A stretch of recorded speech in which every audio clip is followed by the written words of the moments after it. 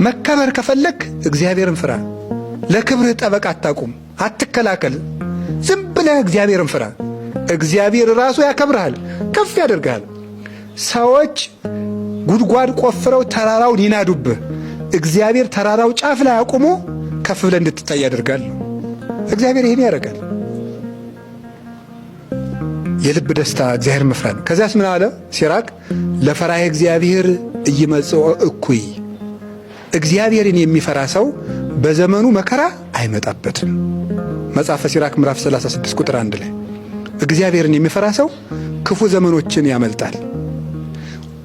ወይ ከክፉ ነገር አይገባም፣ እግዚአብሔር እንዳይገባ ይጠብቀዋል። ካልሆነስ የመጣበት ክፉ ነገር እንዳይጎዳው ያደርጋል። የአክሊል መቀበያ እንዲሆንለት ያደርጋል። ለምሳሌ ቅዱስ ጊዮርጊስ በመንኮራኩር ተፈጭቷል። እግዚአብሔርን ስላልፈራ ነው ክፉ ነገር የመጣበልን ነው? አይደለም። እግዚአብሔርን የሚፈራ ሰው የማይጠቅመው መከራ አይመጣበትም። የመጣለት መከራም ካለ ለምን ይሆነዋል? ለዘውድ ይሆነዋል። እግዚአብሔርን መፍራት ከመከራ ያድናል። ሰውን መፍራት ግን አያድንም። ሰዎችን ስለደረደርናቸው አያድንም። አይ ዘመዶቼ፣ ሰው ከደከመው ይደክማል። የማይደክም እግዚአብሔር ብቻ ነው። እግዚአብሔርን ዝም ብለን እንፍራ። ከሚታይም ከማይታይም ነገር ያድነናል። እሱ ቸር ነው። ሌላስ የመጨረሻዬ ነው። እግዚአብሔርን መፍራት ለፈራየ እግዚአብሔር ይሴኒ ዳህሪቱ። እግዚአብሔርን የሚፈራ ሰው መጨረሻው ያምራል። ወይ ትባረክ አመ ዕለተ ሞቱ፣ በሞተም ጊዜ ይመሰገናል። እግዚአብሔርን የሚፈራ ሰው መጨረሻው ያምራል፣ በሞተም ጊዜ ይመሰገናል።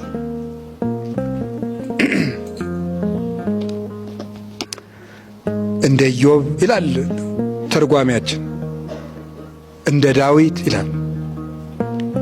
ኢዮብ እንደምታውቁት ነው። መጀመሪያ ምኑ አለቀበት? ሀብቱ። ቀጥሎ ምን አለቀበት? ልጆቹ። ቀጥሎ ምኑን አጣ? አካሉን በቁስል አጣ። ግን ሀብቱም አልቆ ልጆቹም አልቀው ሰውነቱም ቆስሎ ማንን ይፈራ ነበር? እግዚአብሔርን ይፈራው ነበር። እግዚአብሔርን ሲፈራው ምን አደረገለት? መጨረሻ ላይ ሀብቱን ስንት ሰጠው? እጥፍ። ልጆቹንስ እጥፍ፣ ዕድሜውንም ጨመረለት። መጽሐፈ ኢዮብ ምዕራፍ 42 ላይ ተመልከቱ። እጥፍ ሰጠው እግዚአብሔር። እግዚአብሔርን መፍራት የፈራ ሰው መጨረሻው ያምራል። አሁን የምናየው ነገር ላይኖር ይችላል፣ እንዲያውም ጉዳት ሊሆን ይችላል። እግዚአብሔርን በመፍራት ብንቀጥል ግን ያጣነው ነገር ሁሉ እጥፍ ነው ይመጣል። ዳዊት መጨረሻው አማረ ይላል። ይትባረክ እግዚአብሔር አምላከ እስራኤል ዘወሃበ ለገብሩ ዘርአ ዲበ መንበሬ እንዘ ይርኤያ አዕይንቴ። ነቢዩ ዳዊት በሸመገለ ጊዜ ሞቱ ሲቀርብ ዓይኑን ባይቱን አይቶ ልጁን አነገሰ። ዓይኔን ባይኔ ያሳይቶ ያነገሰልኝ ያለ ዘር ያላስቀረኝ የእስራኤል አምላክ ይክበር ይመስገን። እግዚአብሔርን ብሎ ባለቀሰበት ዓይኖቹ ልጁን በዙፋን ላይ አይቶ ሞተ።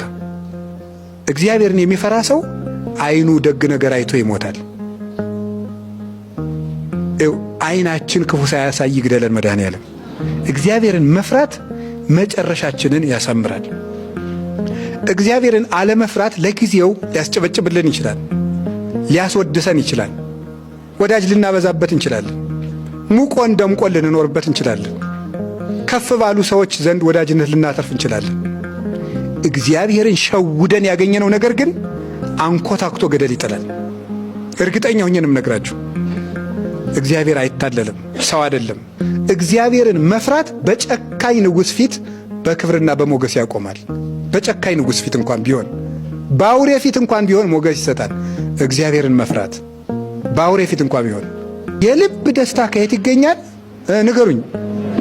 እግዚአብሔርን ከመፍራት ይገኛል። እግዚአብሔርን የሚፈራ ሰው በነደደ እሳት ውስጥ እንኳን በደስታ ይስቃል። እግዚአብሔርን የማይፈራ ሰው ደግሞ ተድላ ደስታ የበዛበት ድግስ ተደግሶለትም ሐዘንተኛ ነው። እግዚአብሔርን መፍራት የልብ ደስታ ነው፣ ዘመንንም ያረዝማል ይላል።